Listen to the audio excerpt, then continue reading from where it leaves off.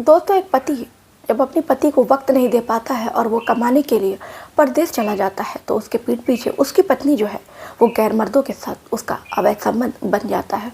और इसका खुलासा दोस्तों जब उसके पति के सामने होता है तो दोस्तों होता कुछ ऐसा है तो चलिए दोस्तों इस घटना की शुरुआत करते हैं। कि चैनल पर नए हो तो चैनल को सब्सक्राइब कर लो, वीडियो को लाइक कर दो, बेल आइकन को क्लिक कर दो। आप चाहते हो कि मैं अपनी वीडियो में आप लोगों का नाम लूँ तो अपने नाम के साथ साथ अपने ज़िले, मोहल्ले, कस्बे का नाम करके कमेंट में करके ज़रूर बताएं कि आप हमारा जो वीडियो है कहाँ कहाँ से देख रहे हैं। हमें भी तो पता चले कि जो हमारे दर्शक हैं वो हमारा वीडियो किस किस शहरों से, किस किस ज़िलों से, किस किस गाँव से हमारा वीडियो जो है वो देखा जाता है। तो चलिए दोस्तों इस घटना की शुरुआत करते हैं ज़्यादा देरी ना करते हुए। ये जो घटना है बम्बई शहर की घटना है। बम्बई में एक परिवार रहता है जो परिवार का मुखिया था जिसका नाम अब्दुल होता है और अब्दुल का जो बेटा था जिसका नाम रहमान होता है। रहमान की 2 साल पहले शादी हुई थी।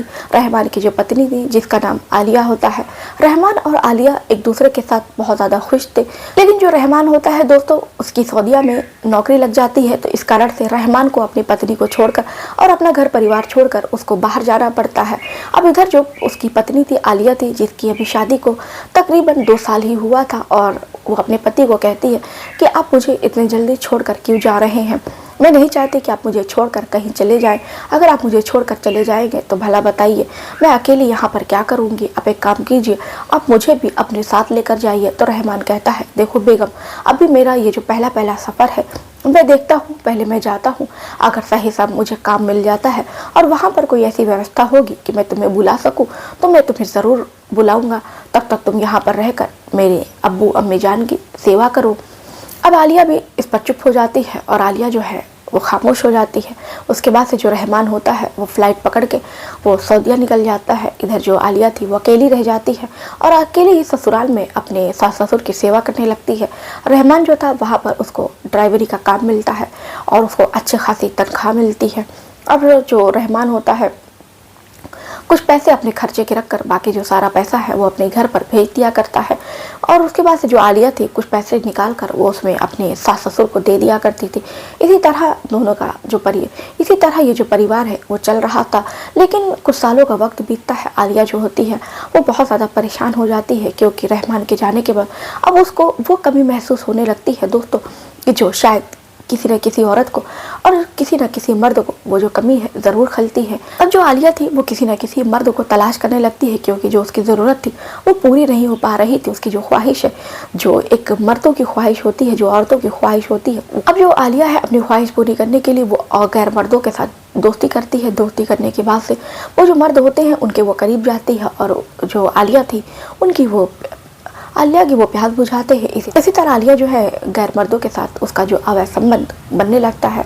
अब उसके बाद से दोस्तों जो आलिया है कुछ सालों के बाद से कुछ आदमियों को डेट करती है। उसके बाद से जब उसका मन भर जाता है तो वो नए नए आदमियों से मिलती है, नए नए आदमियों के साथ वो शारीरिक संबंध बनाती है। अब दोस्तों जो आलिया थी अपने ही पति के पैसे पर वो ऐश करती है, अपने ही पति के पैसे से वो होटल को बुक करती है और जिसमें जो आदमी आते हैं आलिया की प्यास बुझाते हैं और आलिया जो है फिर खुश होकर अपने घर लौट जाया करती है।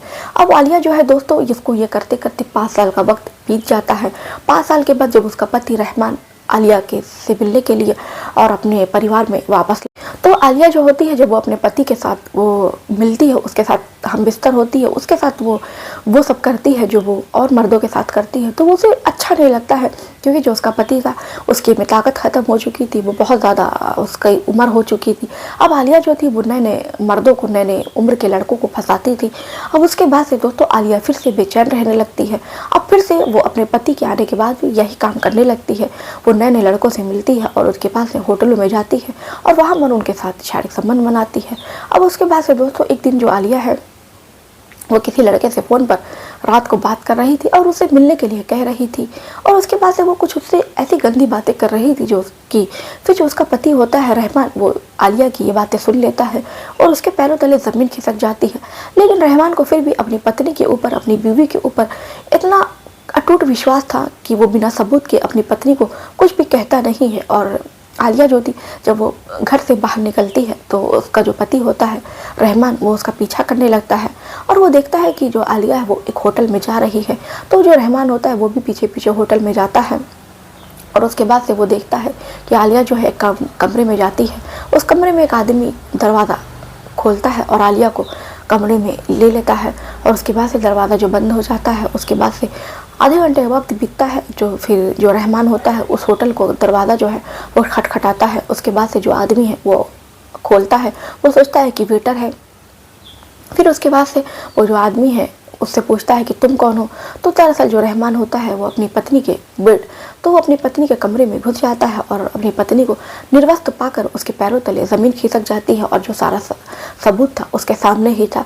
वो अपनी पत्नी से कहता है कि तुम बताओ, मैं तुम पे इतना विश्वास करता था, तुम्हारे लिए दिन रात इतनी मेहनत कर रहा था, तुम्हें इतने पैसे भेज रहा था और तुम मेरे पैसे पर यहाँ पर इतना गंदा खेल खेल रही हो। अब उसके बाद रहमान जो होता है वो कहता है कि अब मैं तुम्हें कुछ नहीं कह सकता, एक काम करो, तुम जिस रास्ते से यहाँ पर आई हो उसी रास्ते से अपने घर को लौट जाना और वापस कभी मेरे घरों पर मत आना। मैंने तो तुम्हें माफ़ किया लेकिन खुदा जो है तुम्हें कभी भी माफ़ नहीं करेगा। उसके बाद से दोस्तों वो जो रहमान होता है वो अपने घर पर लौट आता है और अपने माँ बाप को भी अपनी पत्नी के बारे में बताता है। उसके बाद से ये जो लड़की थी आलिया थी वो अपने मायके चली जाती है। मायके वाले भी जब ये खबर सुनते हैं तो मायके वाले भी आलिया को घर से निकाल देते हैं।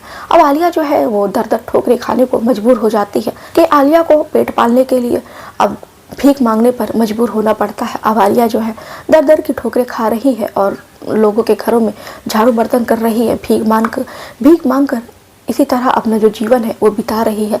तभी अचानक दोस्तों एक दिन होता कुछ ऐसा है कि आलिया की तबीयत जो है बहुत ज़्यादा ख़राब हो जाती है। आलिया जो है डॉक्टर को दिखाती है तो डॉक्टर बताते हैं कि दरअसल तुम्हें एड्स हो गया है और तुम जो है अब ज़्यादा दिन तक जियोगी नहीं, अब शायद तुम 5 साल ही जियोगी या इससे कम भी तुम जी सकती हो।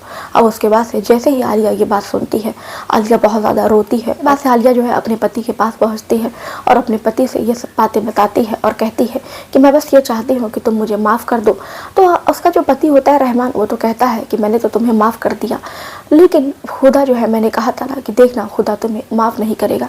लेकिन दोस्तों दरअसल जो रहमान होता है उसका जो दिल था वो बहुत बड़ा था।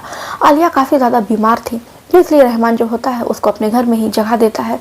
कहता है कि ठीक है, जब तक तुम्हारी ज़िंदगी है, जब तक तुम्हारी हयात है तो मेरे घर में रहो, तुम्हें झाड़ू बर्तन करने की भी ज़रूरत नहीं है। मेरी जो बीवी है वो बहुत ज़्यादा, जिससे मैंने शादी की है, बहुत ज़्यादा नेक औरत है।